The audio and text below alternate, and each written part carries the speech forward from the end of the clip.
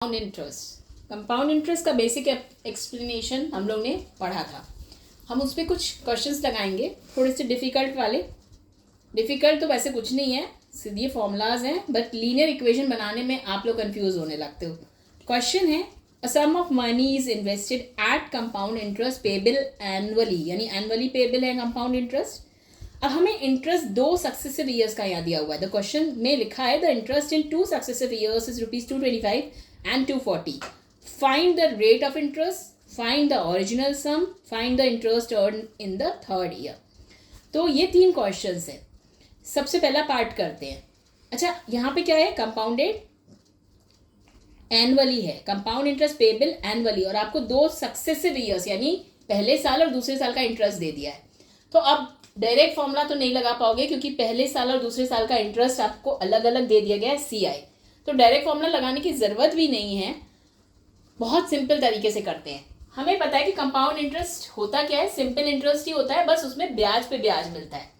तो पहले साल अगर हम प्रिंसिपल P माने, रेट R माने, टाइम T माने अपॉन 100, तो पहले साल जो हमें इंटरेस्ट मिल रहा है वो 225 रुपये। अच्छा, अब कंपाउंड इंटरेस्ट में ब्याज पे ब्याज मिलता है, यानी जो इंटरेस्ट है इस पे भी इंटरेस्ट मिलेगा। तो दूसरे साल आपका जो प्रिंसिपल है वो ऑलरेडी P + 225 बन जाएगा, यानी दूसरे साल के लिए इंटरेस्ट कितना होगा? P + 225, क्योंकि आपको इस पे भी इंटरेस्ट मिलेगा। ये मैंने पिछले वीडियो में बताया था। तो अब प्रिंसिपल की जगह आप अपना ये प्रिंसिपल रखिए, टाइम रखिए, और इंटरेस्ट आपको दूसरे साल 240 मिल रहा है अपॉन 100। अब इन दोनों इक्वेशंस को हम क्या करते हैं? डिवाइड, क्योंकि इनके बीच में आपस में मल्टीप्लाई है, तो माइनस प्लस नहीं करना है, डिवाइड करना है। तो dividing equation first by first and second, ऊपर नीचे डिवाइड। देखो, ये 100 इससे कटेगा, R और T इससे कटेगा, 225 और 240 भी सिंप्लीफाई करके लिख लो। 5 4 = 20, 5 5 = 25, 5 4 = 20, 5 8 = 40, 3 15 = 45, 3 16 = 48। नाउ P, और इधर क्या बचा? सिर्फ P अपॉन 225। मेरे स्टूडेंट्स इतने महान है कि P को तो उड़ा ही दिया, सिर्फ P अपॉन 225 इनके पास बचा, और इसको पता नहीं कैसे माइनस करा, राम जाने, मुझे तो ना पता।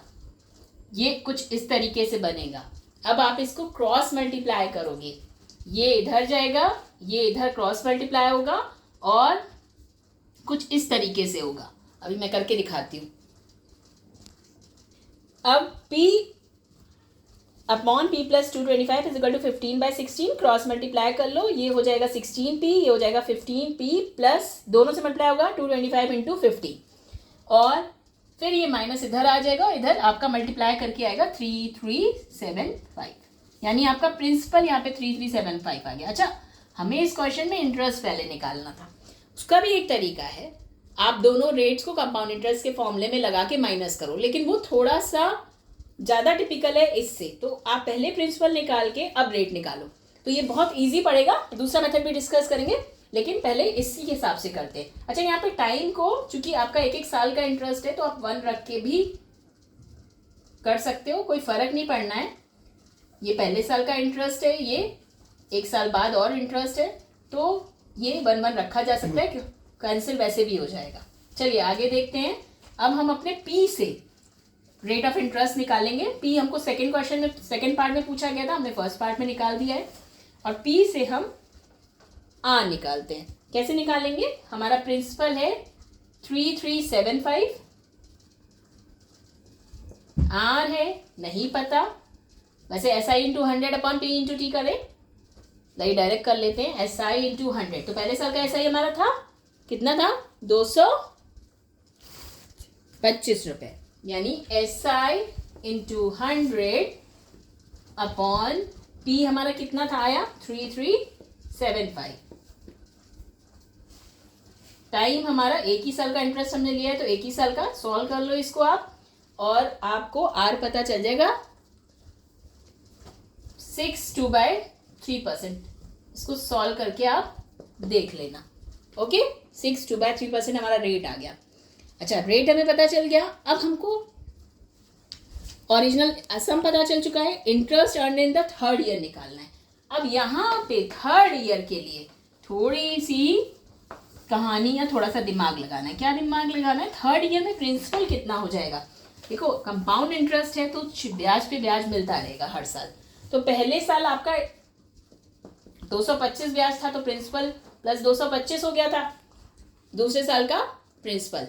तीसरे साल का प्रिंसिपल आपको दूसरे साल 240 रुपये ब्याज मिला था तो तीसरे साल का प्रिंसिपल ये हो जाएगा, यानी 3375 plus 225 plus 240, this is the principal for third year.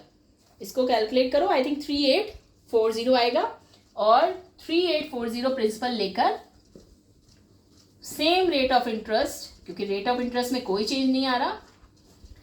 अब ये 3% है तो 100 हम यहाँ पे लिख दे रहे हैं, 3 इंटू 100 यानी 300 टाइम एक ही साल के लिए, क्योंकि हम एक साल का कैलकुलेट कर रहे हैं तो एक ही साल का, और सॉल्व करेंगे and we will get the answer.